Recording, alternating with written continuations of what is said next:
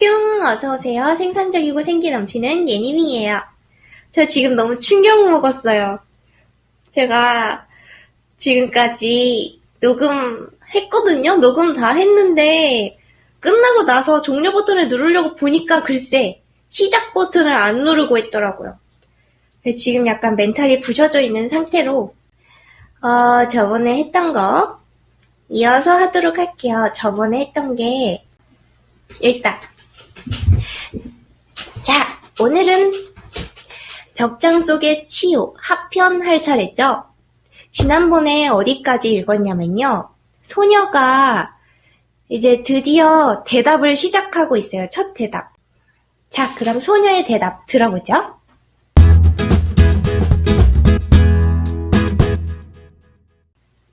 이름이 뭐니? 치요. 가와카미 치요. 그제야 포장 종이가 붙어있다는 걸 깨닫고 작고 통통한 손가락으로 벗겨내기 시작했다. 잠깐, 지금 녹음되고 있겠지? 되고 있다. 손놀림이 말도 못하게 서툴다. 어디서 왔니? 이 맨션에 살아? 무슨 말인지 모르겠다는 듯 고개를 갸우뚱한다. 말을 바꿔서 다시 한번 물어보았다. 집이 어디니? 가와고에. 가와고에? 사이타마 현에 있지 않나? 그런데 왜 여기에 있어? 갸우뚱한 목이 45도로 기울어졌다. 가족은 60도가 된다. 어디서 왔어? 사이타마에서? 스치노나카. 땅속을 뜻하는 일본어라고 돼 있어요. 처음 듣는 지명이었다. 눈 깜짝할 새 주먹밥 하나를 해치운 소녀는 고양이 같은 표정으로 또 하나 있던 참치 마요네즈 주먹밥의 냄새를 맡고 있다. 몇 살이니? 14살. 설마. 아무리 봐도 10살 정도로밖에 안 보이는데. 진짜야. 메이지 39년 병호생. 아, 메이지. 별 생각 없이 맞장구를 치고 나서 게이타는 놀란 토끼 눈이 되었다. 메이지? 소녀가 직립부동 자세를 취하며 발성 연습을 하듯 커다랗게 입을 벌려 말한다. 출생은 메이지 39년 6월 9일이옵니다. 놀리는 기색은 없다. 정확하게 암기한 것을 복창하고 있다는 느낌이다. 두 개째 주먹밥을 집어넣은 탓에 뺨이 불룩한 소녀를 보고 게이타는 생각했다. 가엾게도 머리가 이상해진 게지. 그러고 보니 입고 있는 옷도 예사롭지 않다. 시치고산 때나 입을 법한 빨간 꽃무늬 후리소대. 근처 병원이나 시설에 입원해 있다 도망쳐 나왔는지도 모른다. 시치고산 때나 입는다는 게 시치고산이 뭐냐면요. 남자아이는 3세와 5세, 여자아이는 3세와 7세 되는 해의 11월 15일에 성장을 기념하여 전통옷을 입고 신사에 참배라고 써있어요. 제가 지금 이 부분을 정확히 4번 읽고 있어요. 지난번 거에서 2번 읽었고 이번에서도 2번 읽고 있어요. 지금. 집에 전화하자. 번호는? 어디로 걸면 되니? 가와고에? 아니면 스치노나카? 여유만만한 웃음을 띄울 생각이었는데 마주 보이는 찬장 유리에 흐릿하게 비친 자신의 얼굴은 잔뜩 긴장한 것처럼 보였다. 그리고 찬장 앞에 서 있어야 할 소녀의 모습이 온데간데 없다. 어디선가 삐삐주전자 우는 소리가 났다.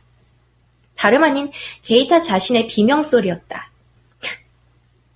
301호에서 잠이 덜 깬 외국어로 항의하는 소리가 날아들었다. 소녀는, 아니, 유령은 귀를 막고 있었다. 게이타가 뒷걸음질 치자 상대방도 도리질 치듯 몸을 떨며 뒷걸음질 친다. 무서워. 누가 할 소릴? 방금 눈앞에서 분명히 주먹밥을 먹어치웠는데 테이블 위에는 손도 대지 않은 주먹밥 2개가 나란히 놓여있다.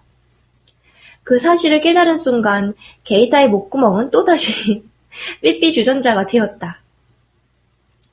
다시 301호에서 날아드는 항의의 목소리. 벽 하나 너머에 사람이 있다는 사실이 게이타에게는 없는 용기를 불러일으켰다. 나가? 갈 곳이 없어. 소녀 유령에게는 짧긴 해도 분명 다리가 달려있었다. 그 다리가 떨고 있다. 왜 그런지 상대도 이쪽을 겁내고 있다. 그 점을 깨달은 순간 간신히 제대로 된 목소리가 나왔다. 그럼 안 가도 좋으니까 부탁이야. 다시는 내 앞에 나타나지 말아줄래? 예. 유령치고는 고분고분하고 예의가 바르다. 눈을 휘둥그레뜬 게이타 앞에서 무릎에 손을 가지런히 모으고 고개 숙여 인사하고는 자박자박 걸어 벽장 속으로 사라졌다. 안에는 미처 정리하지 못한 이삿짐 박스들이 꽉꽉 들어차 있을 텐데. 도움이 될는지는 모르겠지만 찬장을 움직여 벽장 문을 막는다. 그리고 나서 방구석에 주저앉아 머리까지 이불을 뒤집어 썼다. 아침까지 그러고 있었다. 창밖의 밝은 빛이 용기를 주었다. 게이타는 간신히 몸을 일으킨다. 조심스레 발을 옮겨 부엌까지 가서 세수를 하고 페트병에 든 생수를 벌컥벌컥 들이켠다. TV를 켜고 볼륨을 평소보다 높였다. 9시가 지났을 무렵 곤도부동산에 전화를 걸었다. 네, 곤도부동산입니다. 스키가오카 맨션 302호에 입주하신 분이세요? 사장님 말씀이세요? 잠시만 기다려주세요. 곤도의 아내인 모양이다. 전화기 너머로 여보 하고 부르는 중년 여자의 목소리가 들렸다. 그에 답하는 남자 목소리가 들린 것 같은데 다시 곤도의 아내가 전화를 받았다. 잠시 출타 중입니다만.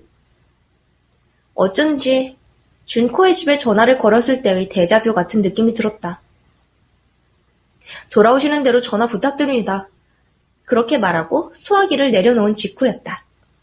방금 켠 TV에서 귀에 익은 이름이 튀어나왔다. 토아 코퍼레이션 사장 다케모토 가즈토시 용의자는 어젯밤 경시청 생활경제과에서 사기 혐의로 체포되어. 화면에는 어딘가의 건물로 들어가는 검은색 세단이 보였다. 뒷좌석에서 두 남자 사이에 끼어 앉아 있는 사람은 다름 아닌 토아 코퍼레이션 사장이었다. 토아 코퍼레이션의 속사정인 즉 화장품 통관에 실패하여 화산 지경에 몰려 있었다고 한다. 터무니없는 가맹점 유치 계획 하에 프랜차이즈 회원을 모집하여 거액의 자금을 끌어모았던 모양이다. 사원 모집 공고를 낸 이유는 당초의 계획이 좀채 진행되지 않자 항의하기 시작한 회원들을 납득시키기 위한 눈속임이었다는 얘기다. 유령이 어쩌고 할 때가 아니었다. 덕택의 그날 하루, 게이타는 가볼 생각도 없었던 경력자 채용 박람회 회장을 이리저리 뛰어다니는 신세가 되었다. 하지만 제 취업 자리가 그리 쉽게 날려 없다. 구인 기업의 면접 부스가 늘어선 컨벤션 홀은 실직자들의 궐기대회로 착각할 만큼 많은 사람들로 넘쳐났다. 돌아오는 길 게이타는 회사 안내 팸플릿이 가득 든 종이백에 염세적인 시선을 떨구며 한숨을 쉬었다. 아직 20대인 게이타는 어느 부스에서든 받아는 주지만 하나같이 독자적으로는 대규모 인재 채용이 불가능한 중소기업이나 신흥기업. 조건도 업무 내용도 대동소이하다. 이 중 어느 곳을 선택하면 좋을까? 준코 앞에서 보란듯 회사 이름을 말할 수 있는 옛 동료들로 하여금 돌아보게 만들 만한 회사가 과연 있기는 한 걸까? 문득 머릿속에 누가 조종이라도 한 듯 한 가지 아이디어가 떠올랐다. 그다지 실행에 옮기고 싶진 않은 아이디어였지만 속담의 어두운 게이타의 머리에 정확한 문구는 떠오르지 않았으나 쉽게 말하면 이런 이야기다. 독을 먹으려거든 접시까지. 가져온 팸플릿 중에 회사 대표의 사진이 크게 게재되어 있는 것을 몇 권 골라 식탁 위에 펼쳐놓는다. 한가운데에 육포와 칼피스 워터캔을 곡물처럼 올려놓았다. 바리케이드 삼아 벽장 앞에 밀어둔 찬장을 원래대로 돌려놓고 그런 다음 이불 속에 들어가 귀를 기울였다. 오전 1시가 지났을 무렵 벽장 문이 덜그럭하고 울렸다. 곧이어 바닥을 걷는 작은 발소리. 자박, 자박. 어제에 비하면 몸이 그다지 떨리진 않는다. 지금 게이타에게는 유령보다 백수 생활이 계속되어 준코를 잃는 쪽이 더 무서웠다. 부엌에서 유령이 만족스러운 듯 목을 울린다. 역시 말개기인 개야. 금속을 통통 두드리는 소리가 난다. 알루미늄 캔 따는 법을 모르는 눈치다. 으에! 야외에서 희귀동물을 관찰하듯 이불쯤으로 살그머니 모습을 엿본다. 소녀 유령이 긴 소매자락으로 테이블을 닦고 있다. 이윽고 팸플릿을 집어들었으나 하고 코를 올렸을 뿐 다시 육포로 관심이 돌아가 버렸다. 칼피스를 한 모금 마시고 재차 팸플릿을 들여다보기 시작한다. 유령이 웅얼거린다. 게이타는 이불 속에서 귀를 쫑긋 세웠다. 뭐뭐의 파이오니아, 뭐뭐의 발걸음. 팸플릿을 소리내어 읽는다. 한자는 못 읽는지 가나만 골라 읽고 있다. 뭐뭐는 메이커로서 뭐뭐 눈부신. 내버려뒀다간 마냥 그러고 있을 것만 같았다. 대를 위해 소를 희생한다. 머릿속에 빈약한 관용 어휘집에서 그런 말을 끌어내어 용기 있게 말을 걸었다. 여보세요. 뜻밖의 평범한 소리가 나왔다. 왜? 유령이 비명을 지르며 칼피스를 내뿜었다. 사례가 들렸는지 노파 같은 목소리로 기침을 해댄다. 너무 괴로워 보이기에 엉겁결에 쫓아가서 등을 쓸어내려 주었다. 유령의 몸은 차가울 거라고만 생각했는데 차갑지도 따뜻하지도 않았다. 사람의 체온과도 달랐다. 실온과 똑같았다. 괜찮아? 도망치려는 유령의 코앞에 새 칼피스 워터를 내밀었다. 먹이를 앞에 둔 개가 주인의 명령이 떨어지기만을 기다리는 듯 유령이 움직임을 멈춘다. 어느새 공포심은 사라지고 없었다. 찹쌀떡처럼 생긴 얼굴에 칼피스를 목이 매도록 마시는 유령 따위 별로 무섭지 않다. 유령의 시선이 벽장과 칼피스 사이를 왔다 갔다 하더니 결국 손을 쓱 뻗었다. 물어보고 싶은 게 있는데 이 사진을 보고 어떤 인물인지 좀 가르쳐 줄래? 칼피스를 양손으로 감싸 쥐고 벽장으로 도망가려는 유령에게 말을 붙인다. 포장지째 먹고 있던 육포의 비닐을 벗겨주고 펜라이트처럼 흔들며 유혹했다. 게이타는 유령 길들이기에 성공한 최초의 인간일지도 모른다. 3분 후 게이타는 육포를 입에 문 유령과 테이블에 마주 앉아 있었다. 유령이 눈을 가늘게 뜨고 팸플릿을 본다. 잠옷 헤어지기 아쉬운 듯이 육포를 입에서 떼고 틈새 바람같이 가늘고 나직한 목소리를 냈다. 인정머리가 없어. 욕심이 많아. 설교를 좋아해. 색을 밝혀. 역시 확실히 그런 느낌이었다. 그럼 이쪽은? 인정머리가 없어. 욕심이 많아. 거칠애가 심해. 색을 밝혀. 이건? 욕심이 많아. 거칠애가 심해. 설교를 좋아해. 다 똑같잖아. 사실이니까 어쩔 수 없어. 듣고 보니 자기 자랑하듯 경영 이념을 늘어놓고 본인의 사진을 대문짝만에 싣고 싶어하는 인간 중에 그런 부류가 많은 것 같다. 유령에게 물어보았다. 그런 걸 어떻게 다 알아? 상학. 상학? 인상학 이야기인가? 어디서 배웠어? 아버지한테 배웠어. 부모님은 어떻게 되셨니? 무르나 마나한 소리였다. 딸이 메이지 시대 때 태어났다면 어차피 부모야 생존해 있을 리 없다. 돌아가셨어. 아버지는 내가 7살 때, 어머니는 10살 때. 그래서? 어째서 유령의 신상 이야기 같은 걸 물어볼 생각을 했을까? 요즘 면접 이외에는 사람들과 제대로 이야기 한번 나눈 적이 없었던 탓인지도 모른다. 시마바라 시카무라에 갔어. 젠지로 삼촌 댁. 규슈에 있는 시마바라? 근데 왜 여기에 있어? 유령이 고개를 갸웃거린다. 잘 기억이 안 나. 난 머리가 나쁘니까.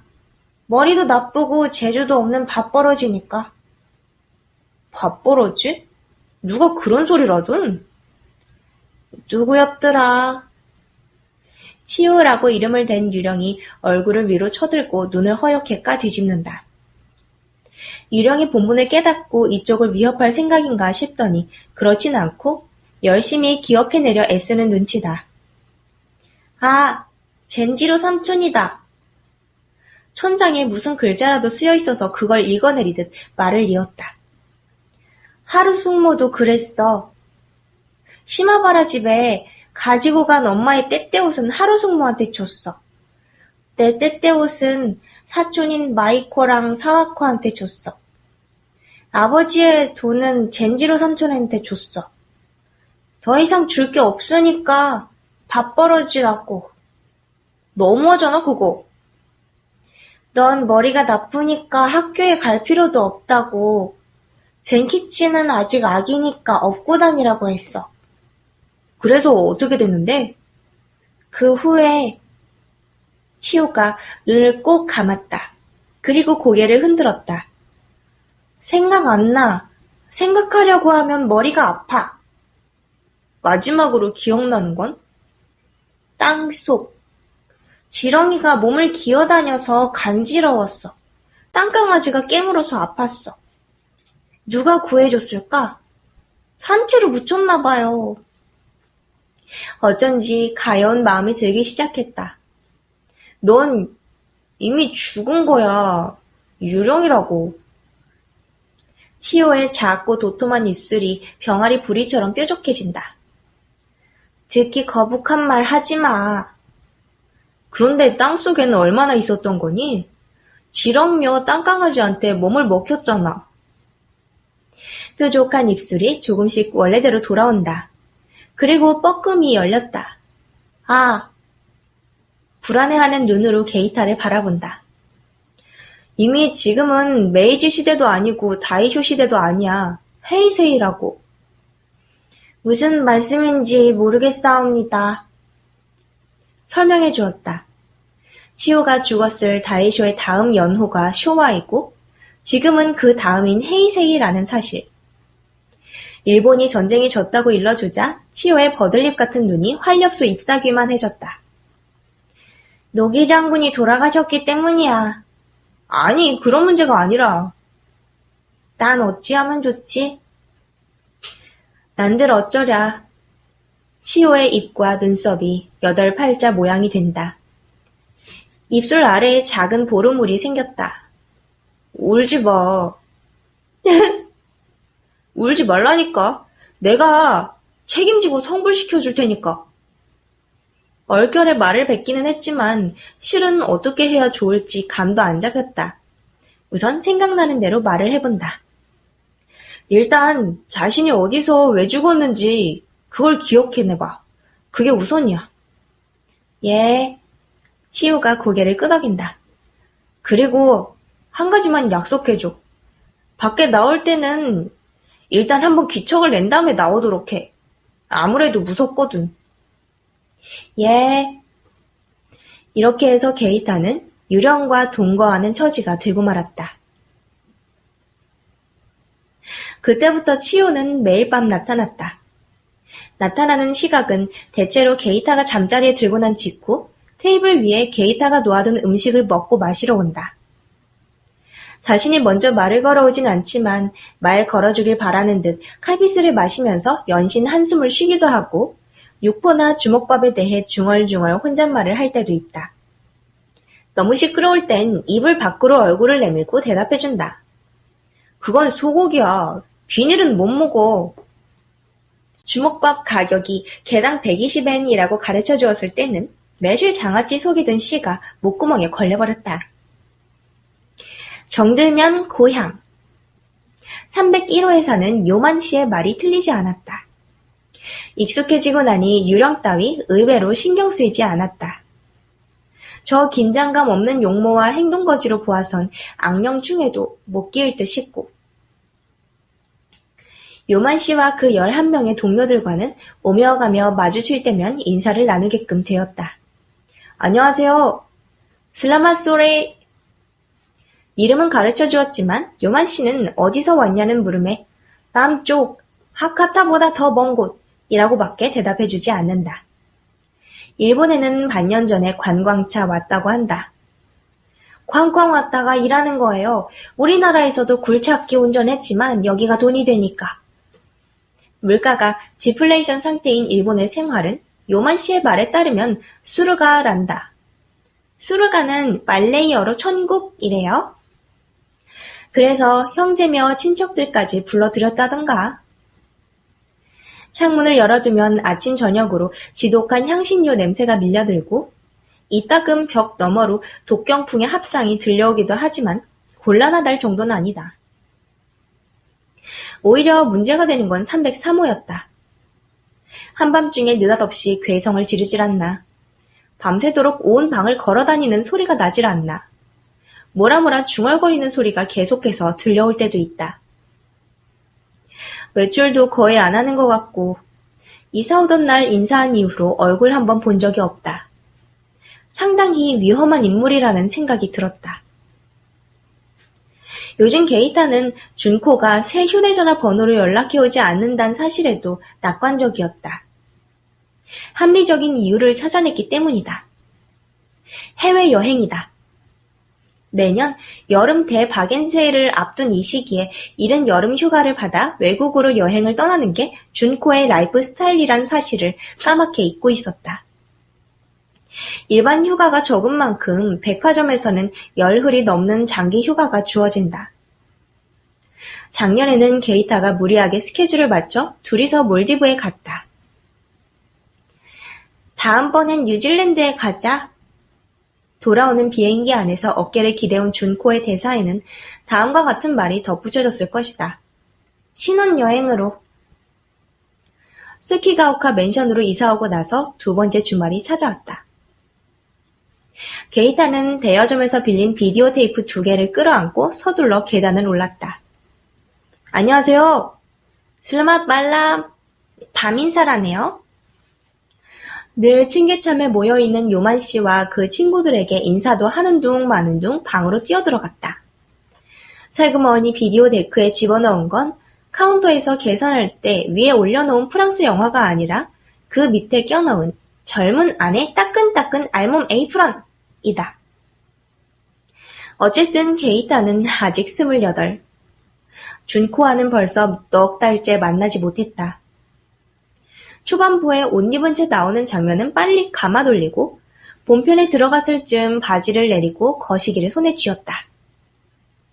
실례합니다. 자, 오늘은 여기까지 읽을게요. 방금 전에 읽고 나서 곧바로 다시 읽으려니까 목이 너무 아프고 발음도 제대로 안 돼요. 오늘의 마이크 설정은 어떨지 궁금하네요. 그리고 오늘은 수다 떨 게 되게 많기 때문에 오늘의 게임 촬영 시간이 기대가 돼요. 빨리 수다 떨고 싶어가지고. 하지만 목이 아픈 걸 봐서는 조금 몇 시간 있다가 해야겠어요.